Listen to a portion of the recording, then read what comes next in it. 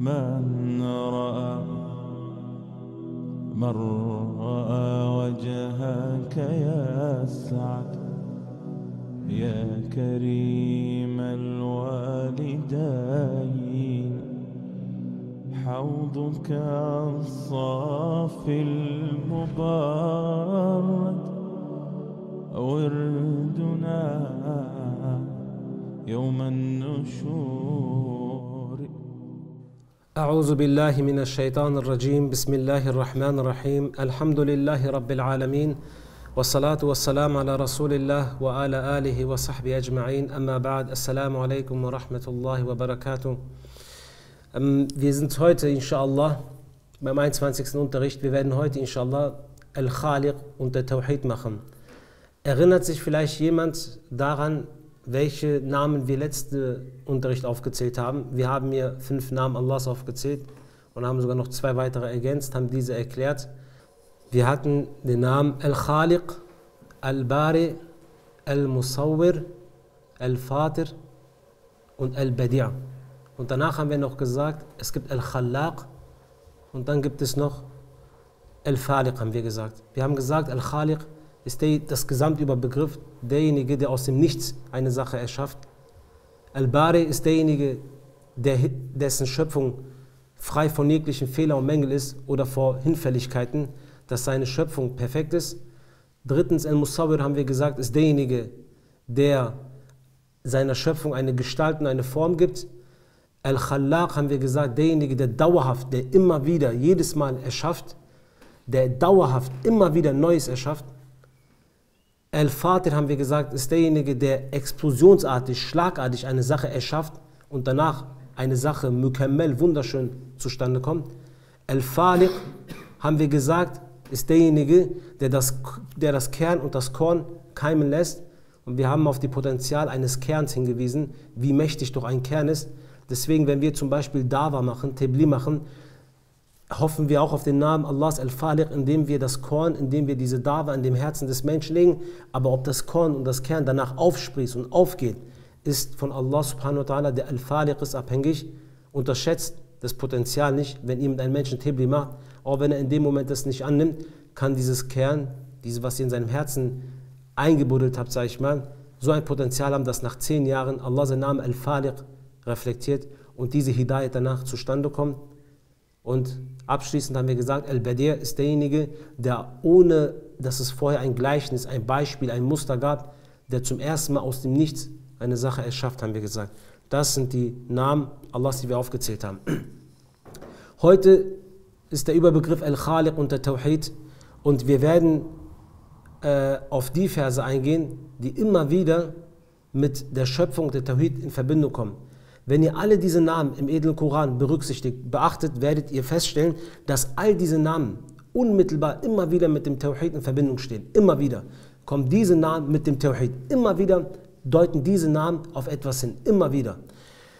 Wenn ihr selbst im edlen Koran aufschlägt, schon im 21. Vers in Surah Baqarah, so ein paar Seiten später, fängt Allah subhanahu wa ta'ala an und gibt uns schon ein Zeichen. Er sagt, Ja ayyuhan nas, Ya ayyuhan nasu a'budu rabbakum allazi khalaqakum wallazina min qablikum la'allakum tattaqun. O ihr Menschen, dient euren Herrn, der euch und diejenigen, die vor euch waren, erschafft hat, damit ihr gottesfürchtig werden möget.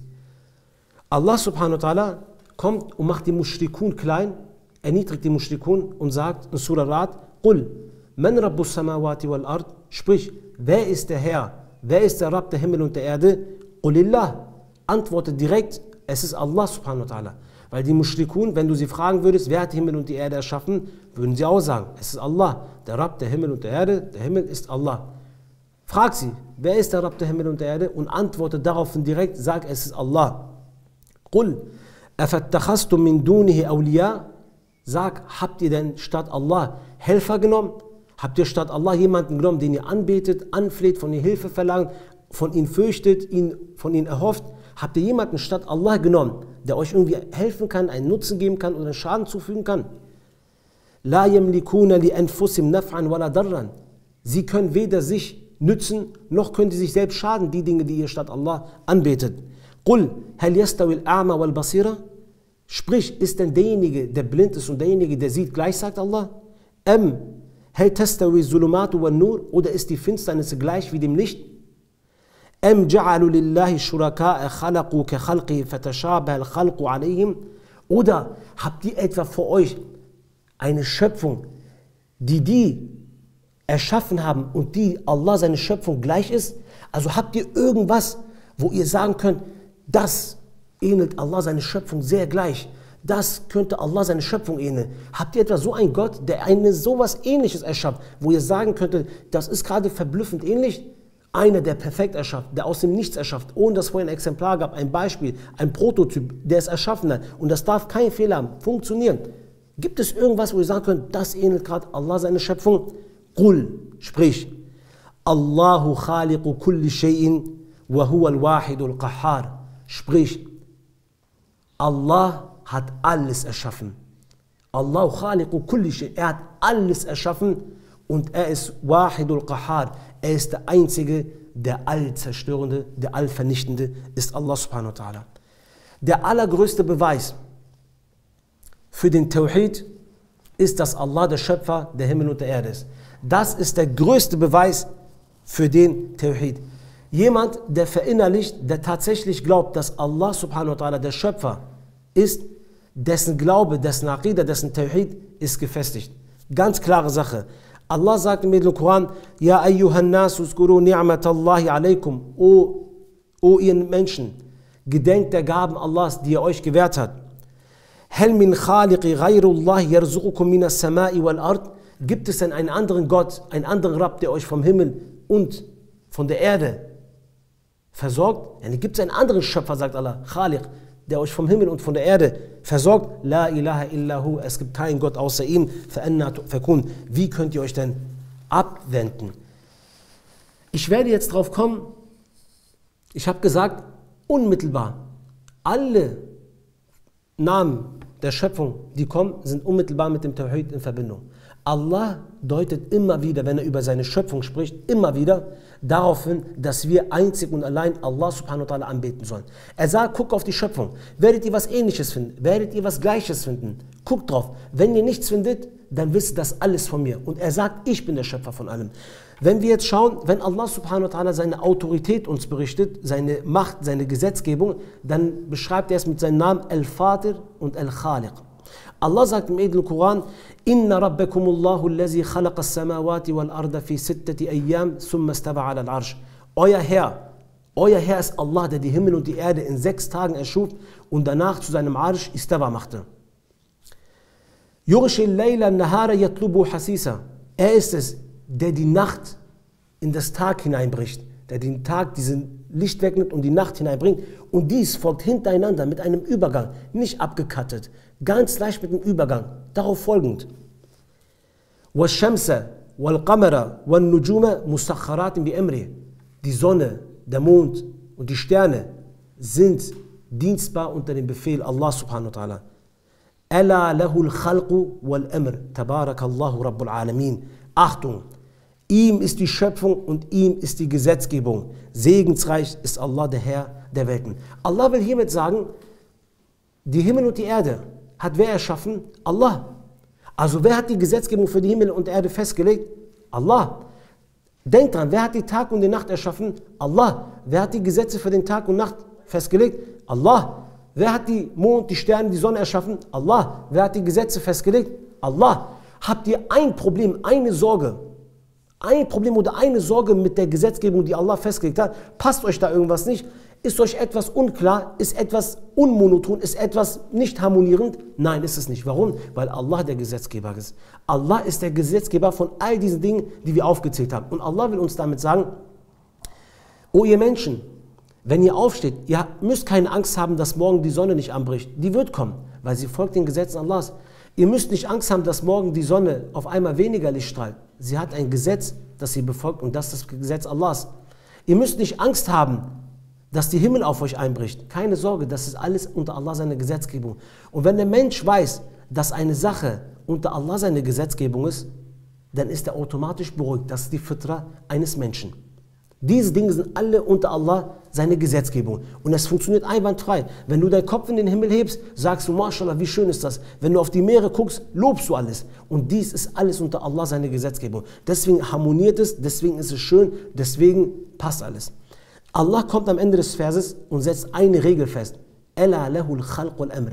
Er setzt diese zwei Namen gleich und sagt, derjenige, der der Schöpfer ist, der ist gleichzeitig der Gesetzgeber. Eine feste Sache. Derjenige, der eine Sache erschaffen hat, er hat auch das Recht, über diese Dinge zu bestimmen und diese Sache festzulegen, wie es laufen wird. Jetzt kommen wir mal runter auf die Welt. Allah sagt in Surah Shu'ara, وَمَا اخْتَلَفْتُمْ فِيهِ مِنْ شَيْءٍ فَحُكْمُهُ إِلَى اللَّهِ. Und wenn ihr in irgendeiner Sache, egal in welcher Sache es auch sein mag, uneinig seid oder miteinander streitet, so ist das Urteil bei Allah subhanahu wa ta'ala. ذَلِكُمُ اللَّهُ رَبِّي عَلَيْهِ تَوَكَّلْتُ وَإِلَيْهِ أُنِيبُ. Dies ist Allah, mein Herr, auf ihn vertraue ich und ihm wende ich mich zu. Fatirus samawati wal ard. Er ist derjenige, der die Himmel und die Erde explosionsartig erschaffen hat. Es ist Allah. Jetzt, wenn der Mensch schaut auf der Erde und der Mensch hat ebenfalls Allah erschaffen. Also ist doch Allah subhanahu wa ta'ala derjenige, der das Recht hat, Gesetze zu erlassen in unserem Leben. Wenn wir doch wollen, dass alles genauso harmoniert wie die Naturgesetze, so müssen wir Allah seine Scharia einführen. Allah seine Gesetzgebung in unserem Leben einführen. Und es ist Allah sein Befehl. Allah sagt, wenn ihr in einer Sache uneinig seid, so richtet mit Allah seinen Gesetzen. Dies ist eine feste Regel. Ich werde jetzt einige Dinge aufzählen, die vielleicht für euch sehr normal erscheinen mit der Schöpfung Allahs. Aber diese ganz simplen Dinge sind es, warum überhaupt es keine Entschuldigung im großen Schirk gibt, weil dies alles Fitri-Angelegenheiten sind. Hier können wir zwei Sachen festlegen, zwei Zusammenhänge. Das eine ist, derjenige, der alles erschaffen hat, der ist auch der Besitzer des Mulk. Allah ist nicht nur der Besitzer, Allah ist der Schöpfer von dem hier. Wenn dir eine Sache gehört, dann kannst du darüber entscheiden. Allah ist nicht der Besitzer nur, er ist der Schöpfer von all diesen Dingen. Und weil Allah der Schöpfer ist, ist er gleichzeitig automatisch der Besitzer. Und wenn Allah subhanahu wa ta'ala der Besitzer und der Schöpfer von allem ist, dann hat auch Allah subhanahu wa ta'ala das Recht, Gesetze zu erlassen, was richtig und was falsch ist. Was gemacht werden soll, was nicht gemacht werden soll. Was halal ist, was haram ist.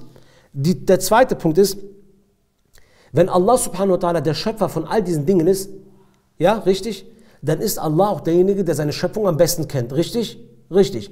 Denn es gibt keinen besseren Ingenieur, der eine Sache entwickelt und der mehr Wissen darüber hat, als der Ingenieur selbst, der die Sache entwickelt hat. Richtig? Richtig. Allah ist der Schöpfer von all diesem. Allah, sein Wissen ist über allem. Allah hat all dies erschaffen. Richtig. Also weiß doch Allah, was für einen Menschen gut ist und was für einen Menschen schlecht ist. Was für einen Menschen richtig ist, was für einen Menschen falsch ist.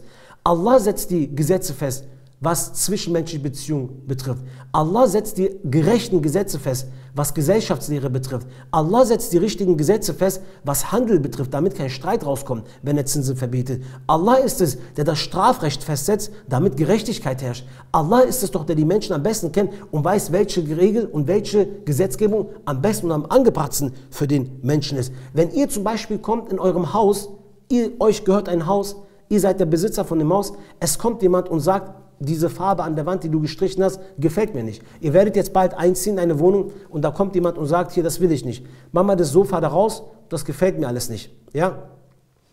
Das gefällt mir alles nicht. Kann alles sagen. Das gefällt mir alles nicht.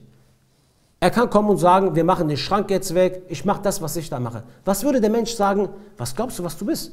Das ist mein Mulk, das ist mein Besitz, du hast hier nicht zu reden. Was glaubt der Mensch auf seine 100 Quadratmeter? Dass er nicht mit sich reden lässt, wenn jemand kommt und über eine andere Sache bestimmt, aber die Menschen auf Allah seine Erde leben, auf Allah seine Welt leben und andere Gesetze, vom Menschen gemachten Gesetze akzeptieren sollen. Wie soll das funktionieren? Das geht nicht, vorne und hinten geht das alles nicht auf. Warum soll ich die Gesetze von Menschen befolgen? Der Mensch, der genauso erschaffen worden ist wie ich, warum ist er besser wie ich? Warum soll ich ihm gehorchen? Warum gehorcht er nicht mir? Und all diesen Sachen aus dem Weg zu gehen, kommt Allah und sagt, die Gesetzgebung gebührt einzig und allein Allah subhanahu wa ta'ala. Ala lahul khalq wal amr. Derjenige, der alles erschaffen hat, ihm ist auch die Gesetzgebung. Er weiß doch, was am besten für den Menschen geeignet ist. Richtig? Richtig. Wenn wir schauen, kommt jetzt ein Mensch, der nicht glaubt, dass Allah der Schöpfer von all dem ist und der das Recht hat, Gesetze zu geben, fängt an, selbst Gesetze zu erlassen.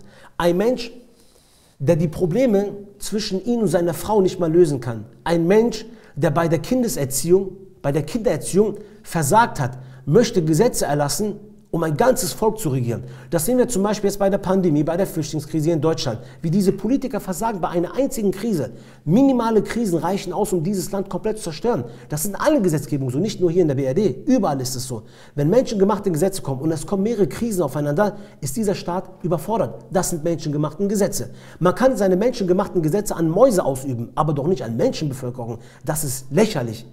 Das ist lächerlich und macht absolut keinen Sinn. Ein Mensch nämlich gibt Gesetze, indem er nach seinen Gelüsten geht, nach seinen Neigungen geht, nach seinen Fantasien geht, nach seinen Illusionen geht. Deswegen gibt es immer wieder Gesetzänderungen, weil derjenige das aufhebt, was der andere gemacht hat. Ihr werdet niemals eine fehlerfreie, Allah ist nur Subhan, Allah ist Al-Bari, Gesetzgebung finden von Menschen. Nur Allah seine Gesetzgebung ist fehlerfrei, mangelfrei, gerecht, für jeden gedacht, barmherzig. Dies ist nur Allah seine Gesetzgebung. Ansonsten sind die Gesetzgebungen der Menschen nicht ansatzweise gerecht. Daher macht es überhaupt keinen Sinn, dass Menschen die Gesetze der anderen Menschen befolgen. Das macht nicht keinen Sinn. Diejenigen, die wir befolgen sollten, Gesetze, sind von demjenigen, der uns erschaffen hat. Und das ist Allah subhanahu wa ta'ala. Und dies ist so eine Fitri-Angelegenheit, dass das eigentlich selbstverständlich ist. Weil niemand muss zum Beispiel zu dir kommen und dir sagen, Bruder, wenn du deine Wohnung hast und jemand will kommen und deine Wohnung und dann lass das nicht zu, weil das ist deine Wohnung, du hast das Recht drauf. Das muss keiner dir sagen. Das muss keiner dir sagen oder beibringen. Pass mal auf, wenn das deine Wohnung ist, dann darf keiner über deine Wohnung reden. Da darf nicht jetzt morgen ein Hans kommen und sagen, mach dir mal den Schrank weg, mach mal lieber die Küche dahin und dahin.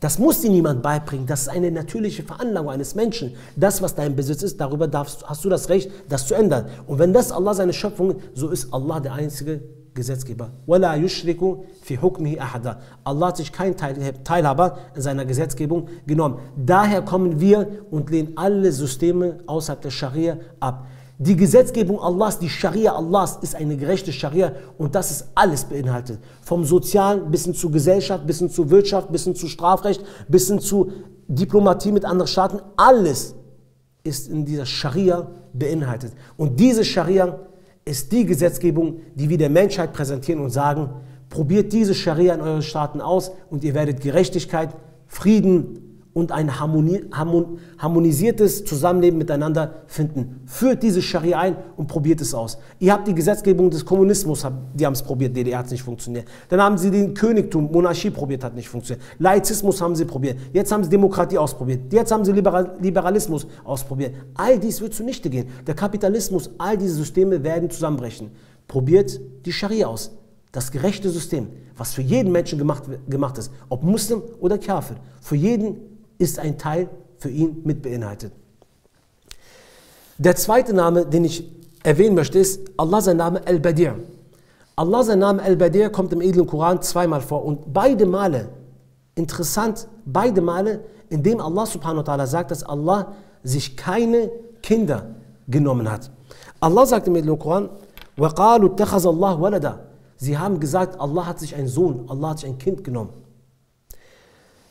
Subhanahu, gepriesen ist Allah, fern von jeglichen Mängeln, frei von Erniedrigung ist Allah subhanahu wa ta'ala. Lahu ma fis samawati wal ard. Allah gehört doch die Himmel und die Erde. Kullun lahu qanitun. Und alles, was in der Himmel und auf der Erde ist doch Allah subhanahu wa ta'ala untertan, ist doch Allah ergeben. Badi'us samawati wal ard. Der Schöpfer der Himmel und der Erde. Der Schöpfer, der zum ersten Mal alles erschaffen hat, der ohne ein Muster, vorher, wo es noch gar nichts gab, der eine Sache, all diese Sachen erschaffen hat. Badi'u samawati wal ard. Wa iza qada amran, fa innama yaqulu lahu kun fayakun. Und wenn er in einer Sache beschlossen hat, eine Sache vorgenommen hat, so spricht er, sei, und die Sache wird. Dann kamen Leute, haben Djinn angebetet, Menschen angebetet, Djinn angebetet, Götzen angebetet, Steine angebetet, Hölzer angebetet. Allah sagt, وَجَعَلُوا لِلَّهِ شُرَكَاءَ الْجِنِّ وَخَلَقُهُمْ. Und doch haben sie die Djinn zu Teilhabern Allahs gemacht, obwohl er sie erschaffen hat. وَخَرَقُوا لَهُ بَنِينَ وَبَنَاتٍ بِغَيْرِ عِلْمٍ سُبْحَانَهُ وَتَعَالَى عَمَّا يَصِفُونَ. Und sie haben, obwohl sie kein Wissen haben, überhaupt über diese Angelegenheiten, Allah Söhne und Töchter zugeschrieben. Frei ist Allah von dem, erhaben ist Allah von dem, was sie ihm zur Seite stellen. Das sagt Allah. Jetzt kommt Badi'us Samawati wal Ard. Er ist derjenige, der die Himmel und die Erde zum ersten Mal erschaffen hat, ohne dass es vorher etwas gab. Ohne dass es vorher ein Fundament überhaupt gab, hat Allah das erschaffen. أَنَّا يَكُونُ لَهُ وَلَدٌ وَلَمْ تَكُنْ لَهُ صَاحِبَةٌ وَخَلَقَ كُلِّ شَيْءٍ وَهُوَ بِكُلِّ شَيْءٍ عَلِيمٌ. Wie sollte er sich einen Sohn genommen haben, sagt Allah, wo er doch keine Gefährten hat oder wo er doch alle Dinge erschaffen hat. Wie soll Allah sich ein Kind genommen haben, sagt Allah. Jetzt überlegen wir mal kurz. Allah sagt, ich habe alles erschaffen. Wie soll ich denn ein Kind genommen haben, wo ich doch keine Frau habe und all diese Dinge erschaffen habe, wo es doch noch gar nichts gab? Man sagt heutzutage, wenn zum Beispiel es einen König gibt oder einen Sultan gibt und er hat Söhne, er nimmt seine Söhne an seiner Seite, so ist seine Macht gefestigt, so ist seine Macht stabilisierter. Weil wenn er seine Söhne an seiner Seite hat, ist seine Macht stabiler. Diese Menschen sind gekommen und haben Allah Söhne zugeschrieben, Allah Kinder zugeschrieben, Allah Dinge zugeschrieben, um zu zeigen, Allah stabilisiert sozusagen so auf dieser Welt seine Macht oder kann das durchsetzen, was er möchte. Aber Allah sagt, wie kann das sein, dass Allah einen Sohn oder ein Kind hat? Was ist denn der Unterschied zwischen Isa und einem anderen Menschen? Sie sind doch alle gleich. Es gibt nur zwei Dinge. Es gibt einmal den Schöpfer und die Schöpfung. Es gibt nichts anderes. Es gibt nur Allah und der Rest ist die Schöpfung, was erschaffen worden ist. Warum soll sich denn Allah irgendetwas von seiner Schöpfung nehmen als sein eigener Sohn? Wie soll das denn funktionieren, sagt Allah? Das geht doch gar nicht auf, das macht doch überhaupt keinen Sinn. Wie soll sich Allah ein Kind nehmen? Er hat doch keine Frau, er hat doch alles erschaffen. Er ist Al-Badir, er hat alles erschaffen, wo es noch gar nichts gab, sagt Allah. Wie soll sich Allah ein Kind genommen haben? Und warum soll sich Allah zum Beispiel Jesus genommen haben und nicht zum Beispiel einen anderen? Er war ein Prophet, es gab doch auch andere Propheten. Was lässt ihn so besonders werden? All diese Besonderheiten, die Jesus hatte, hat doch Allah subhanahu wa ta'ala ihm gegeben. Wie sollte sich Allah ein Kind nehmen, sagt Allah. Das macht doch alles überhaupt keinen Sinn. Allah braucht doch nicht einen Menschen, um seine Macht zu stabilisieren, sagt Allah. Wie kann das sein, dass ihr seid die Schöpfung und ihr betet in der Schöpfung euch gegenseitig an. Ihr betet Statuen an, ihr betet andere Menschen an, ihr betet Djinn an. Ihr seid doch alles die Schöpfung Allahs. Derjenige, der das Recht hat, angebetet zu werden, ist der Schöpfer. Alles andere ist die Schöpfung. Das eine ist Stein, das andere ist Berg, das andere ist Holz, das andere ist Mensch, das andere ist Mutter, das andere ist Frau, das andere. Aber es ist alles die Schöpfung Allahs. Alles. Wie könnt ihr euch denn gegenseitig anbeten, wo ihr doch alle gemeinsam erschaffen worden seid? Niemand von euch ist Gottheit. Ihr seid alle erschaffen worden. Ihr habt alle einen Anfang und alle ein Ende. Ihr seid alle abhängig. Derjenige, der angebetet wird, das Recht hat, angebetet zu werden, ist einzig und allein Allah subhanahu wa ta'ala. Deswegen kommen diese ganzen Verse und deuten auf eine Sache immer wieder hin, dass Allah der einzige Anbetungswürdige ist. Jetzt guck mal angenommen jemand kommt und sagt zum Beispiel, das klingt vielleicht richtig dumm jetzt, aber ich nehme mir eine Ameise als mein Kind und setze es als Gottheit im Reich der Ameisen ein, damit es in der Reich der Ameisen endlich mal da zurechtkommt. Bei meiner Macht durchzusetzen brauche ich eine Ameise, die ich auserwähle und diese Ameise wird dann meine Macht im Reich der Ameisen auf so einen Hügel, so ein kleiner Hügel einfach, wo hier bei uns in der Ecke, so ein kleiner Hügel ist da mit Ameisenhaufen, der muss da jetzt das durchsetzen, ich nehme einen Menschen. Ich nehme jetzt die Ameise als mein Kind. Macht das denn Sinn? Das macht alles keinen Sinn, überhaupt keinen Sinn. Eine Ameise ist, was der Mensch, der glaubt, er ist hier was, deswegen, er glaubt, er ist was Besonderes. Er glaubt zum Beispiel von den ganzen Geschöpfen, wir haben das in den Namen Al-Mutakabbir, er ist völlig unbedeutend eigentlich, der Mensch. Der hat nichts Besonderes. Der Mensch aber glaubt, er ist was Besonderes und dass Allah ihn auswählt. Warum soll denn Allah überhaupt ihn auswählen, um seine Macht zu stabilisieren? Wenn es überhaupt so wäre, warum denn überhaupt einen Menschen? أَأَنْتُمْ أَشَدُّ خَلْقًا أَمِ السَّمَاءُ بَنَاهَا, sagt Allah. Seid ihr denn schwieriger zu erschaffen oder der Himmel? Mal angenommen, wir unterteilen in der Schöpfung, was leicht zu erschaffen ist, was schwer. Dann ist der Mensch, gehört zu den Geschöpfen, die leicht sind zu erschaffen. Der Himmel war sogar komplizierter und schwieriger zu erschaffen als der Mensch. Bei Allah ist alles leicht zu erschaffen. Aber der Mensch ist sogar leichter zu erschaffen wie die Himmel. Warum denn der Mensch auserwählt sein, als einen Teil von Allah, als ein Sohn Gottes, als irgendwas Gottes zu beschreiben und nicht den Himmel oder nicht die Berge, die viel gewaltiger sind? Das macht alles absolut keinen Sinn. Absolut keinen Sinn. Sie kommen mit irgendwelchen Dogmen und versuchen das Trinität und versuchen das zu erklären mit Heiliger Geist. Alles macht keinen Sinn. Alles macht keinen Sinn. Die Fitra eines Menschen sagt, das macht keinen Sinn. Genau wie du lachst, wenn ich sage, nimm eine Ameise als dein Kind und stabilisiere dein Reichen der Ameisen in der Sondra, in der Ecke, am Spielplatz da unten, lachst du mich aus. Genauso ist es lachhaft, wenn jemand sagt, Allah hat sich einen Sohn genommen. Es ist lachhaft und lächerlich ist es. Genauso lächerlich und sinnlos ist es. Allah kann sich keinen Sohn oder einen Menschen genommen haben, um seine Macht zu stabilisieren. Allah ist Al-Kabir, Allah ist Al-Qawi, Allah ist Al-Matin, Allah ist Al-Azim, Allah ist Al-Aziz. Allah hat doch nicht einen Menschen, der so klein ist wie wir, der sich selbst nicht mal retten kann, wenn er irgendwas hat, als benutze, um seine Macht zu stabilisieren. Das gibt es nicht, nein. Das macht keinen Sinn. Deswegen, jemand, der weiß, dass Allah der Schöpfer ist, wahrhaftig weiß, dass Allah der Schöpfer von allem ist, der wird verstehen, dass Allah der Einzige ist und dass alles andere Allah unabhängig ist, dass Allah weder sich Kinder genommen hat, noch Allah sich Gesetzgeber oder andere Gesetzgebung akzeptiert hat, noch andere Wali genommen hat oder Wesire genommen hat oder sonst was auf der Erde genommen hat. All diese Sachen stimmen nicht zu. Man kann hier auf zwei Sachen schlussfolgern. Und zwar, es reicht nicht aus, dass man zum Beispiel nur sagt, Allah ist der Schöpfer der Himmel und der Erde. Man muss darüber nachdenken. Allah hat Shari-Verse hinabgesandt und es gibt Kauni-Verse.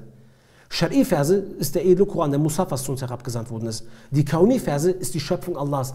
Wir müssen darüber nachdenken, weil wenn wir darüber nachdenken, kommen wir immer wieder zu dem Entschluss des Tawhid. Dann wird unser Tawhid gefestigt. Wenn ihr mich fragt, wie kann man auf Istiqamet sein, wie kann man sich stabilisieren, dann ist dies ein Grund, um Tafakkur zu machen. Ihr müsst über die Schöpfung Allahs, über die Kauni-Verse genauso nachdenken, genauso lesen, wie ihr den edlen Koran liest. Wenn ihr den Koran liest, darüber nachdenkt, das auswendig lernt, genauso müsst ihr über die Kauni-Verse, die Schöpfung Allahs, nachdenken, Gedanken machen.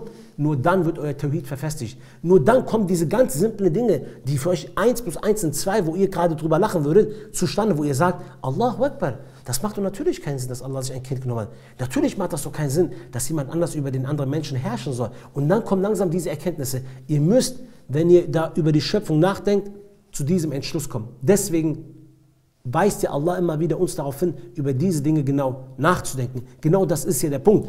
Der zweite Punkt ist, dass wir verstehen und man merkt, wenn man in die Kauni-Verse hineingeht und ein bisschen nachdenkt, dass all diese Dinge die Fitrat eines Menschen sind. Das ist der Tawhid. Genau wie das keinen Sinn macht, dass ein anderer Gesetze erlasst, weil Allah der Gesetzgeber ist und der Schöpfer ist, genauso ist sinnlos, dass Allah zum Beispiel sich ein Kind genommen hat. Deswegen, ob Allah uns einen Propheten schickt oder nicht, ob er uns ein Buch hinabsandt oder nicht, ist niemand entschuldigt, wenn er Schirk begeht. Weil diese Dinge sind Fitri-Angelegenheiten. Diese Dinge muss niemand uns beibringen. Die sind in einem Menschen verankert. Es gibt ein Usul im edlen Koran. Und zwar gibt es hier zum Beispiel, es gibt die Mushrikun, die sagen, Allah hat Himmel und die Erde erschaffen. Ne? Der Schöpfer ist Allah. Wenn ihr zum Beispiel zu den ganzen Demokraten geht oder diejenigen, die demokratisch wählen gehen, das sind ja Menschen, sie haben Schirk begangen. Und wenn ihr sie fragt, zum Beispiel, hat Himmel und Erde Allah erschaffen? Sayaqulun Allah. Sie werden sagen, auf alle Fälle hat Allah es erschaffen. Aber dennoch stellen sie Allah Teilhaber bei. Also sie begehen Schirk. Sie akzeptieren nicht Allah einzig und allein. Sie begehen Schirk und beten andere Dinge an. Deswegen kommt Allah im edlen Koran und sagt immer wieder, wenn er seine Verse aufzählt, immer wieder im edlen Koran, Allah zählt die Verse auf und möchte unser Tawhid in der Rububiyat klar machen. Allah ist der Rabb der Himmel und der Erde. Und diese Tawhid in der Rububiyat muss uns zur Uluhiyat führen.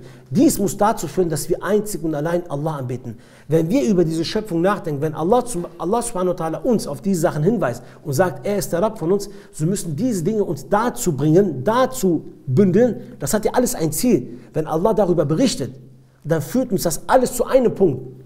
Es führt uns alles zu einem Punkt und das ist, dass der einzige Anbetungswürdige nur Allah ist. Weil was bringt dir das, wenn du sagst, naja gut, Allah hat Himmel und die Erde erschaffen, schön, ja gut, jetzt machst du immer noch schön. Deswegen kommt der edle Koran kommt und möchte gar nicht die Atheisten überhaupt widerlegen.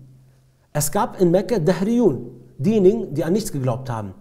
Der Koran spricht nicht die Menschen an, die Atheisten sind. Ganz wenig nimmt Allah sie als Ansprechpartner. Ganz, ganz gering. Weil derjenige, der sowieso nicht an Allah glaubt, der Atheist ist, der hat sowieso ein ganz anderes Problem. Der hat ja irgendwas mit dem Kopf, irgendwas stimmt ja mit dem nicht. Deswegen kann er nicht ernst genommen werden. Jemand, der zum Beispiel von vornherein gar nicht Allah akzeptiert als Gott, der hat ein ganz anderes Problem. Also der hat irgendwas mit seinem Kopf, der kann aufstehen und seinen Kopf von mir aus gegen die Wand hauen. Irgendwas stimmt mit dem nicht. Der ist ja völlig krank. Das ist ein Mensch, irgendwas stimmt nicht, der müsste sich eigentlich behandeln lassen. So eine Behandlungsart gibt es noch nicht hier in dieser Art in Deutschland, weil alle Atheisten sind, viele. Aber sowas müssen wir eigentlich behandeln, weil es ist schon krank. Das ist schon so extrem verdeckt, so deine Fitra, das ist schon der Knaller. Deswegen nimmt Allah gar nicht diese Leute wahr. Aber Allah subhanahu wa ta'ala nimmt dauerhaft die Menschen als Ansprechpartner. Im Koran erwähnt es diejenigen, die Allah als Rabb akzeptieren, aber trotzdem ihnen etwas beigesellen. Das ist der Punkt. Allah sagt in dem Koran, Ja ayyuhan nas, o ihr Menschen, euch wurde ein Gleichnis geprägt. Hört zu. Duriba mathalu fastami'u lah. Innal lazina tad'una min dunillahi lan yakhluqu zubaban walau ijtama'u lah. O ihr Menschen, hört diesen Gleichnis zu, sagt Allah. Diejenigen, die ihr anstatt Allah anbetet, die ihr mit Allah gleichstellt, sie sind nicht mal imstande, eine einzige Fliege zu erschaffen. Und sollten sich alle versammeln, werden sie nicht imstande sein, auch nur eine einzige Fliege zu erschaffen, sagt Allah. وَإِنْ يَسْلُبْهُمُ الزُّبَابُ شَيْئًا لَا يَسْتَنْقِذُوهُ مِنْهُ. Und sollte eine Fliege etwas von ihnen rauben, etwas von ihnen klauen, so sind sie nicht mal imstande, es von der Fliege wieder zu entreißen.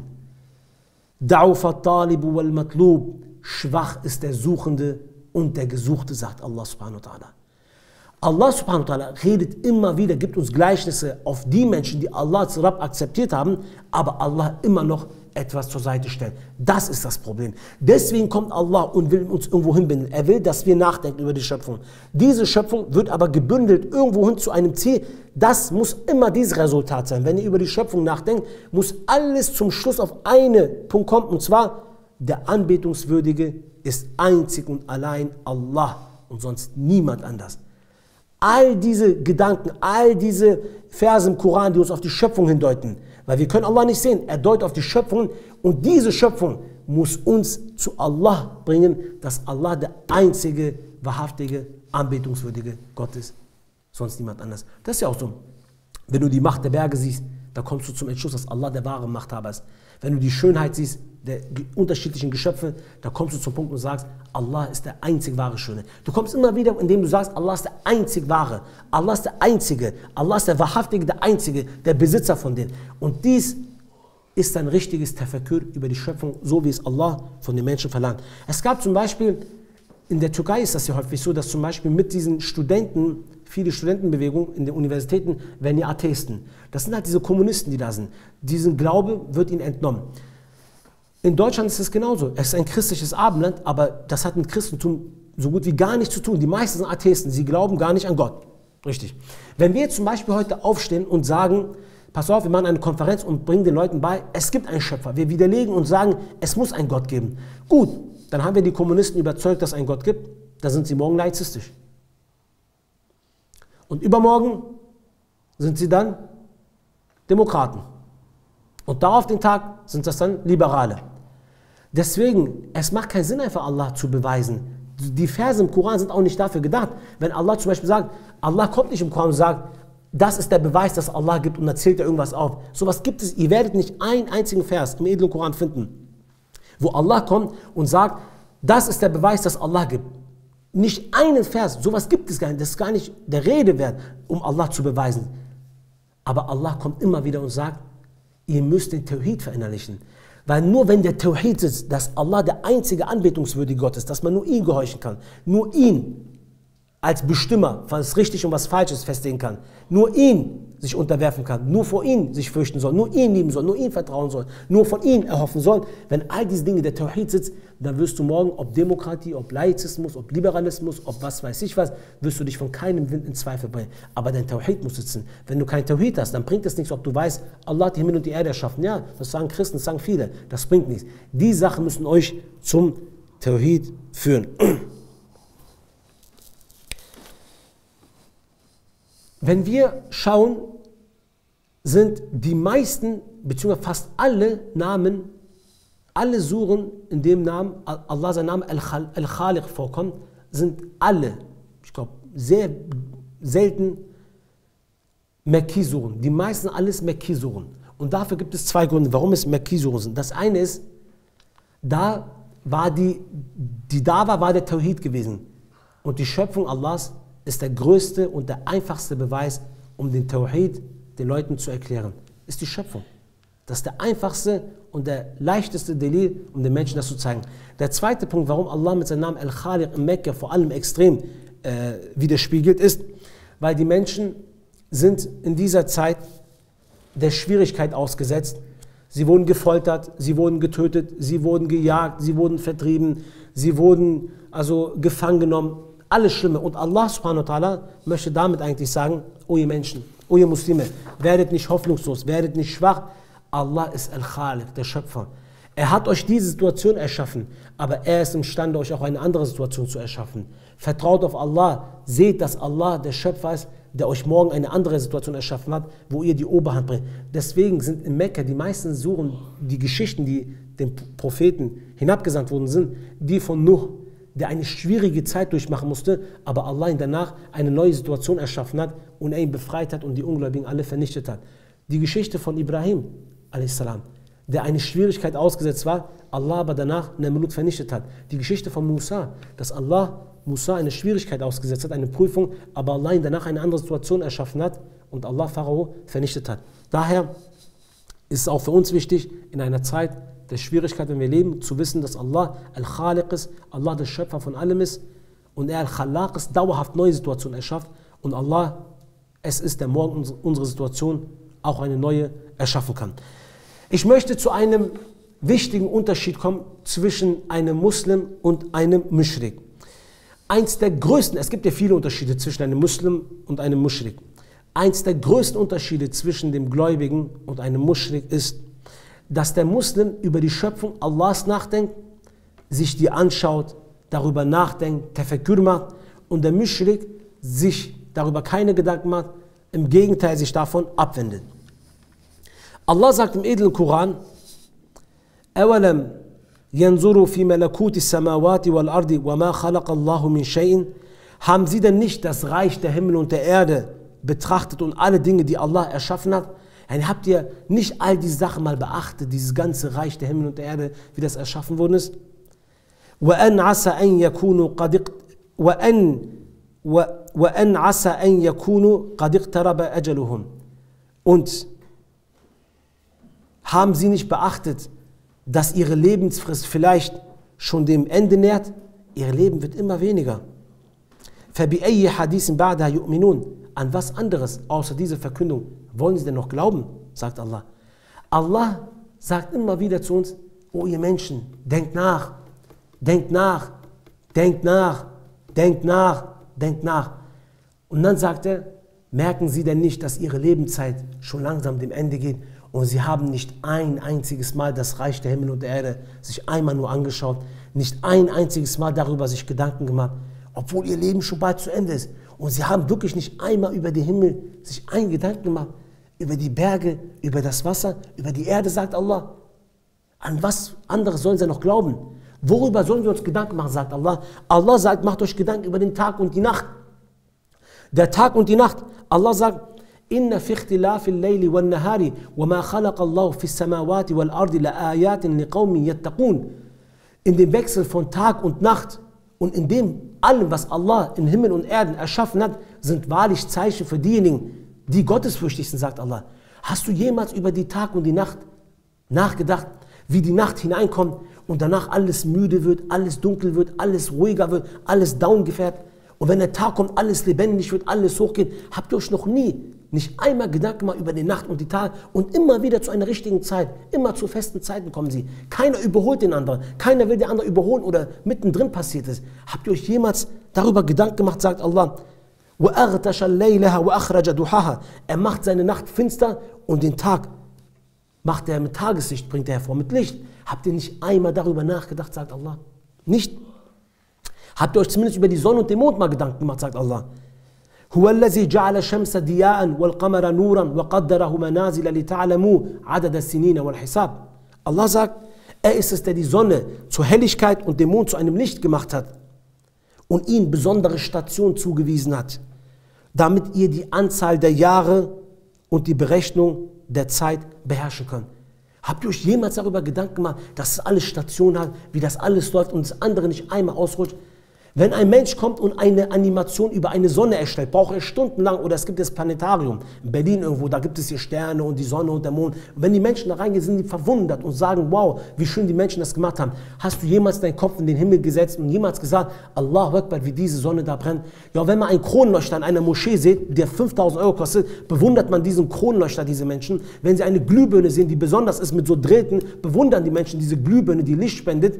Die Menschen bewundern diese ganzen LEDs und was weiß ich, was für Lichter. Ja, heb doch mal deinen Kopf einmal an den Himmel und guck doch mal an den Himmel und sag, Allahu Akbar, seit Milliarden von Jahren leuchtet dieser Stern, dieser Sonne da oben in dem Himmel und der fällt nicht, das ist einfach, der leuchtet einfach. Habt ihr euch jemals darüber Gedanken gemacht? Nicht einmal habt ihr darüber Gedanken gemacht? Wirklich nicht einmal? Über den Himmel zumindest. Den Himmel. أَوَلَمْ يَرَى الَّذِينَ كَفَرُوا أَنَّ السَّمَاوَاتِ وَالْأَرْضَ كَانَتَا رَتْقًا فَفَتَقْنَاهُمَا. Haben die Ungläubigen denn nicht gesehen, dass die Himmel und die Erde eins gewesen war und dass Allah sie zerteilt hat? Sagt Allah. Habt ihr nicht einmal euch darüber Gedanken gemacht, dass Allah mal die Erde und die Himmel alles eins gewesen war, eine Masse und Allah hat es getrennt und danach alle stufenweise mit seinem Namen Arab herangezogen? Habt ihr euch nicht einmal darüber Gedanken gemacht? Wirklich nicht einmal über den Himmel? Über die Erde zumindest, auf der ihr lebt. وَالْأَرْضَ بَعْدَ ذَلِكَ دَحَاهَا. Allah sagt, er hat die Erde weit gemacht, damit wir darauf leben. Allah hätte auch nur Wasser machen können auf der ganzen Erde. Allah hätte auch eine Gas alles machen können, dass wir gar nicht drauf treten können. Allah hätte auch das meiste mit Sand machen können, mit Sumpf. Allah hätte mit Lava machen können. Allah hat aber die Erde weit gemacht, damit wir drauf gehen können. Oder er hätte nur Berge festsetzen können, damit wir überhaupt gar nicht da sich frei bewegen können. Allah hat die Erde weit gemacht. Habt ihr jemals über die Erde mal nachgedacht? Habt ihr jemals über die Wege nachgedacht, die Allah uns gemacht hat?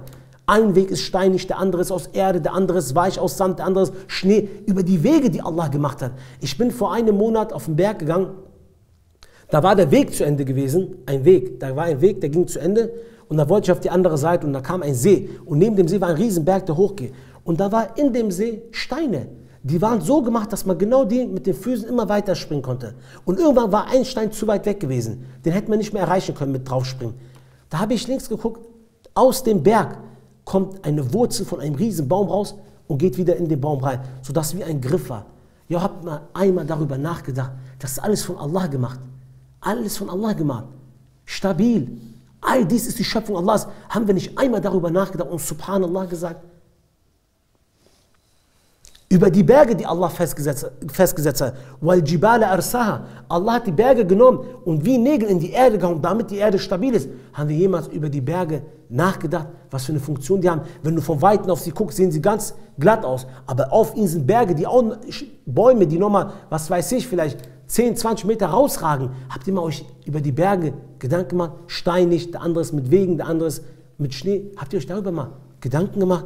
Über das Wasser. أَخْرَجَ مِنْهَا مَاءَهَا وَمَرْعَاهَا. Allah sagt, wir haben aus der Erde das Wasser hervorgebracht und das Weidenland. Haben wir jemals über das Wasser nachgedacht? Wie wichtig das ist? وَجَعَلْنَا مِنَ الْمَاءِ كُلِّ شَيْءٍ حَيٍّ أَفَلَا يُؤْمِنُونَ. Und wir haben aus dem Wasser alles Lebendige erschaffen.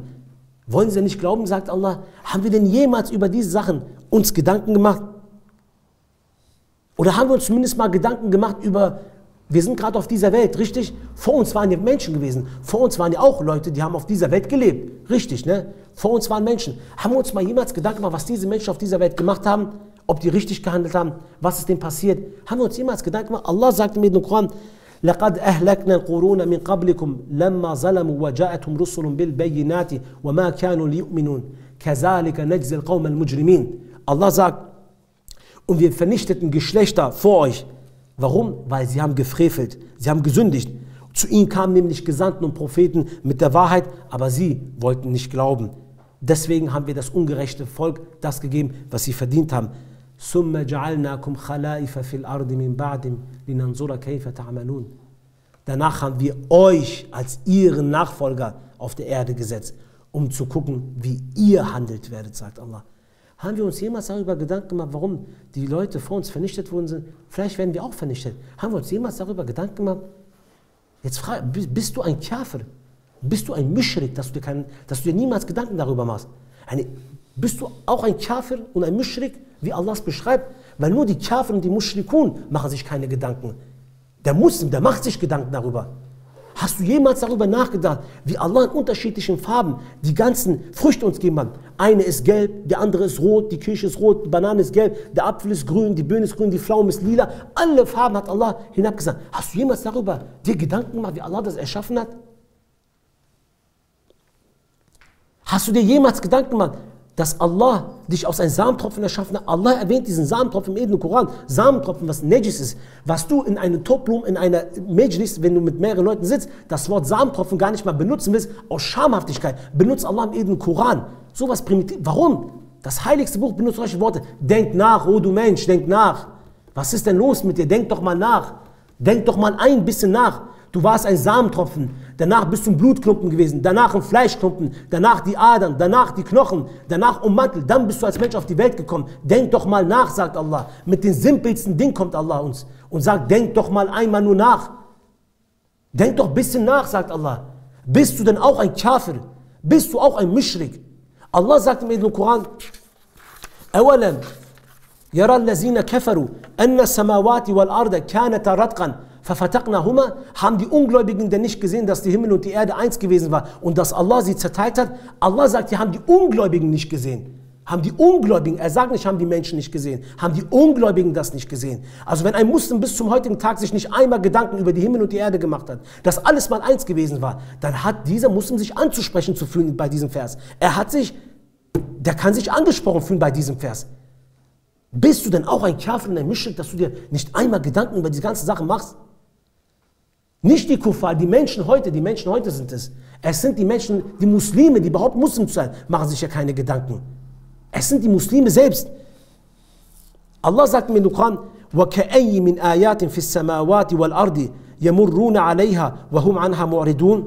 Und wie viele Zeichen in der Himmel und der Erde, an denen sie vorbeigehen, indem sie sich von ihnen abwenden, sagt Allah. Wie viele Zeichen habe ich euch klar gemacht? Versteht jetzt, warum die Hölle berechtigt ist? Wie viele Zeichen habe ich euch klar gemacht, an denen ihr die ganze Zeit vorbeiläuft, sagt Allah. Wie ein Ochse vor dem Scheuntor. Er rafft nichts. Was passiert um ihn herum? Was passiert? Er läuft durchs Leben, ohne irgendwas zu verstehen. Und dann kommt dieser Vers, den ihr alle kennt. وَمَا يُؤْمِنُ أَكْثَرُهُمْ بِاللَّهِ إِلَّا وَهُمْ مُشْرِكُونَ. Und die meisten von ihnen glauben nicht an Allah, ohne Allah etwas beizugesellen, ohne Allah nebenbei Schirk zu begehen. Das ist der Vers, der danach kommt. Das ist der Vers. Die meisten der Menschen, die behaupten, Muslim zu sein, laufen durch das ganze Leben, ohne jemals Allah seine Zeichen zu gedenken. Ist das denn nicht Auflehnen gegenüber Allah? Ist das nicht frech und Ablehnen gegenüber Allah, dass Allah dir ein Zeichen setzt und du läufst einfach vorbei und Allah sagt zu einem, oh mein Diener, bleib da stehen, mach kurz Schükr, aber du läufst einfach frech daran vorbei. Ist das nicht Küfr? Ist das nicht das Schirk, was Allah sagt? Die meisten der Menschen, sagt Allah, glauben nicht an Allah, ohne ihnen etwas noch beizugesellen. Die meisten, sie glauben, sagt Allah, richtig, sie sagen es, aber sie verachten meine Zeichen. Sie sehen diese Zeichen nicht. Sie machen hier nicht Schükr, hier nicht Ham, hier preisen sie mich nicht, hier erkennen sie mich nicht. Warum beten sie mich dann überhaupt an, wenn sie doch all dies nicht wissen? Sie beten einen Gott an, von dem sie gar nicht wissen, was für Eigenschaften er besitzt. Das, was sie in ihrem Kopf haben, das könnte auch ein Mensch sein. Diese Eigenschaften, die sie im Kopf haben über einen Gott, könnte auch ein Mensch besitzen, für sie. Deswegen würde es eigentlich für sie keinen großen Unterschied machen, ob sie einen Menschen anbeten oder Gott. Sie müssen ihren Gott kennen. Du musst erstmal Allah kennen, um zu wissen, das ist mein Rabb, das ist Al-Haq der Allahs. Deswegen die Mushrikun, das macht kein Problem, der würde morgen wieder was anderes anbeten. Weil die Eigenschaften, die er über Allah im Kopf hat, die könnte auch ein Mensch haben, ein Stein haben für ihn. Das ist so, ja, ein Mensch könnte das auch haben. Warum? Weil er Allah nicht wahrhaftig kennt und weil er die Zeichen Allahs nicht wahrhaftig beachtet. Das ist das Problem. Das ist der Grund, warum Allah sagt, die meisten der Menschen glauben nicht, ohne ihm etwas zur Seite zu stellen. Jetzt möchte ich aber zu dem Punkt kommen, warum denken wir Menschen oder warum denken wir nicht nach? Ich will nicht wie Muslime sagen, weil es ist schon beschämend und angsteinflößend, wenn man sagt, der Muslim denkt nicht nach. Warum denkt man überhaupt nicht nach? Diejenigen, die behaupten, Muslim zu sein. Aus dem ganz einfachen Grund. Aus demselben Grund, warum der Muschrik auch nicht nachdenkt. Aus demselben Grund. Wenn du über sinnlose Dinge dir Gedanken machst, dann wird auch Sinnloses rauskommen. Dein Kopf, dein Gehirn arbeitet 24 Stunden wie eine Schreddermaschine. Alles, was du deinem Kopf gibst, deinen Gedanken gibst, deinem Kopf gibst, das wird er verarbeiten für dich. Wenn du dich dauerhaft mit Sinnlosen beschäftigst, kommt auch Sinnloses raus. Wenn du dich mit Unnützlichem beschäftigst, kannst du nicht erwarten, dass was Nützliches am Ende rauskommt. Das kannst du nicht erwarten, dass du was mit Unnützliches beschäftigt und danach kommt was Nützliches raus. Das macht keinen Sinn. Heutzutage sitzen die Menschen zum Beispiel in einem Auto, so krass nicht schon abgeirrt. Man fährt zum Beispiel zwischen den Alpen und den Bergen, man sieht zum Beispiel Berge, auf der einen Seite ein See, am Meer entlang. Der Typ aber, statt die Sachen zu beobachten und sagen, Allahu Akbar, MashaAllah, sagt dieser Mensch einfach, oh, der Tank vom Auto, mal gucken, ob wir das schaffen. Oh, die Räder vom Auto, boah, mal gucken, wie diese Michelin-Reifen wohl sind. Der macht sich darüber Gedanken. Richtig detaillierte Gedanken macht er sich darüber, statt aber die Himmel und die Erde anschauen. Das ist Irrtum, wenn man auf einem Tisch sitzt. Da sind die unterschiedlichsten Gaben Allahs auf dem Tisch. Und du dankst nicht den Gaben Allahs, sondern du sagst, wow, was ist das für ein schöner Tisch mit Glanz, der weiß ist, was ist das für ein Holz. Dann ist das der Punkt. Und weil wir nicht darüber nachdenken, denken unsere Kinder genauso nicht nach. Das ist ja der Punkt.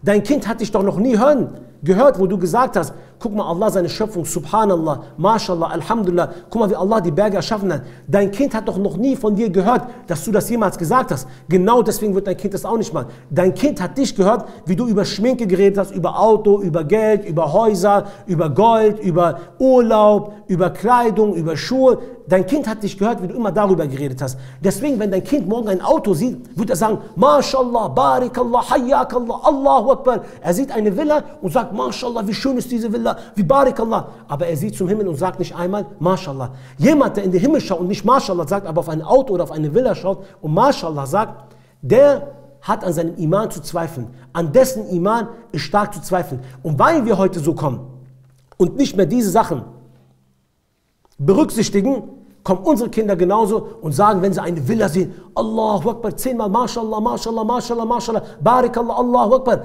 Aber wenn sie die Schöpfung Allah sehen, gibt es nicht einmal Subhanallah, nicht einmal Barikallah, MashaAllah, gibt es nicht eins von diesen Dingen. Das ist genau der Irrtum. Das ist, weil wir unserem Kopf das Schlechte geben. Wenn wir uns mit sinnlosen Dingen beschäftigen, da kommt Sinnloses raus. Wenn du dich dauerhaft mit iPhone beschäftigst, dann bist du darin auch gut. Dann bist du auch darin gut. Wenn du dich mit einer Sache beschäftigst, darin kriegst du auch Erfolg. Wenn du dich mit der Schöpfung Allahs beschäftigst, so wirst du aufgehen und zum Tawhid kommen. Aber wenn du darüber keine Gedanken machst, dann wird das niemals klappen. Allah sagt in dem Koran, فَأَمَّا مَنْ أَعْتَى وَاتَّقَى وَصَدَّقَ بِالْحُسْنَى فَسَنُيَسِّرُهُ لِلْيُسْرَى. Jene aber, die gottesfürchtig sind und die geben und über das Beste, das Schöne für wahr halten, dem wollen wir den Weg zum Heil leicht machen. Was ist denn das Schöne und das Heil?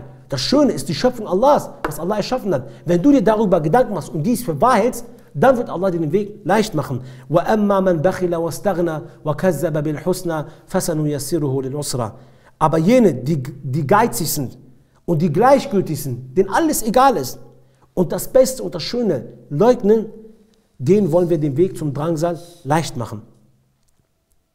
Deswegen, wenn wir heute kommen und uns keine Gedanken darüber machen, dann brauchen wir uns nicht wundern, warum unsere Kinder und warum wir überhaupt in diese Wege hineingehen, wo wir einfach blinzen, unser Leben zieht an uns vorbei, wir nahen uns dem Ende und haben nicht einmal über diese Zeichen, wo Allah die ganze Zeit sagt, denkt darüber nach. Das sind die Verse, die die meisten von uns vielleicht im Koran, wenn über Himmel und Erde, Tag und Nacht, schnell überfliegen, weil das ist ja schon klar, Tag und Nacht wissen wir schon Allah, diese überfliegen. So ist es nicht.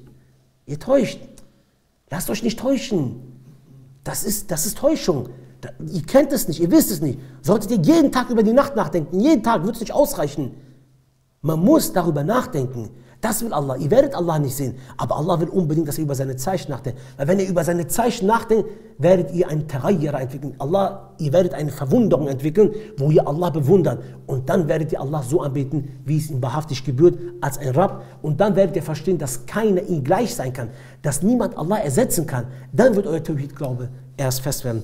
Allah sagt, Inna fi khalqi samawati wal ardi wa ikhtilafi al-layli wan nahari la ayatin li ulil albab. Wahrlich in der Schöpfung der Himmel und der Erde und in dem Wechsel von Tag und Nacht liegen wahrlich Zeichen für die Verständigen. Wer sind aber diejenigen, die Verständnis besitzen, die das Verständnis, das Tiefverständnis besitzen? Allah sagt, Allazina, es sind diejenigen, يذكرون الله قياما وقعودا وعلى جنوبهم ويتفكرون في خلق السماوات والأرض.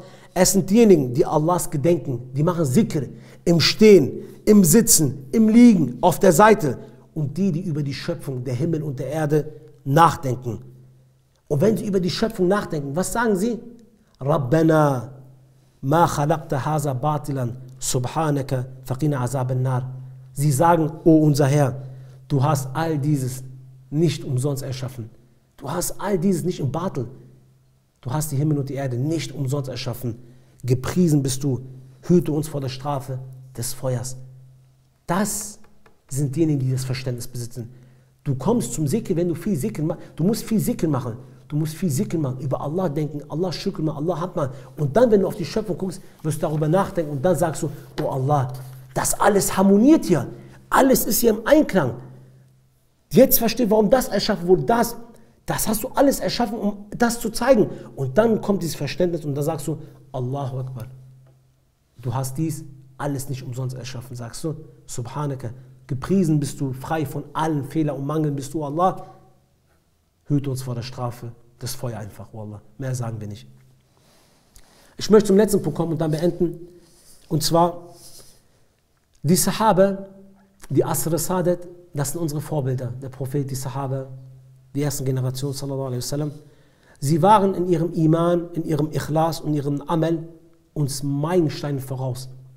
Sie haben aber nicht tausende Bücher gelesen, Bibliotheken durchgelesen, leere Bücher durchgelesen die ganze Zeit. Sie haben nachgedacht, viel über die Kauni-Verse. Ihr kennt alle Ribi ibn Amr, derjenige, der zu Rustem geht, das persische Reich. Ribi ibn Amr ist ein Sahaba, den ihr vielleicht nie wieder irgendwo anders hört. Der hört ihr nur in dieser Geschichte und ich glaube, danach hört ihr nicht mehr. Woanders kommt er nicht mehr vor. Ein normaler Sahaba, ganz normaler Typ, sage ich mal. Der wird zu Rustem, zu der Armee der Perser geschickt. Damals Persien, Weltreich. Stärkste Reich der Welt, Byzantiner, Persien, die Welt, Hammer. Großes Reich. Sie wollen mit denen reden. Sie machen ihre Vorbereitungen, die Perser. Sie bereiten alles vor, um diese Macht zu präsentieren.